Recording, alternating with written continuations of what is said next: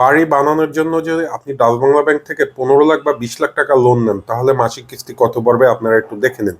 তো আপনারা একটু খেয়াল করুন, এখানে দেখেন 15 লাখ টাকা 5 বছর মেয়াদি 11.5% হারে আপনাকে মাসিক কিস্তি দিতে হবে 32,978 টাকা, অর্থাৎ 15 লাখ টাকার বিনিময়ে আপনাকে মাসিক কিস্তি দিতে হবে 32,888 টাকা, এবং মোট পরিশোধ করতে হবে আপনাকে প্রায় 15 লাখ টাকার বিপরীতে 19,79,334 টাকা। আর যদি আপনি 20 লাখ টাকা লোন নেন, তাহলে 5 বছরে আপনার ওই 11.5% হারে মাসিক কিস্তি পড়বে 43,985 টাকা, মানে 20 লাখ টাকা। এটা কিন্তু হোম লোন, এটা চাকরিজীবী বা প্রবাসী কোনো লোনই না, এটা বাড়ি বানানোর জন্য আর সরাসরি ব্যাংকেই কথা বলতে হবে।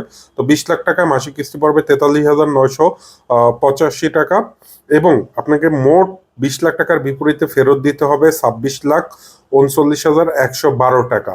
আর এটার জন্য অবশ্যই আপনার নিকটস্থ যে ডাচ বাংলা ব্যাংকের শাখা আছে সেখানে যোগাযোগ করতে হবে। আছেন যে ভাই আমি 30,000, 40,000, 50,000 টাকা লোন নিতে চাই, তো এই 50,000 টাকা লোন কোথা থেকে নেবেন?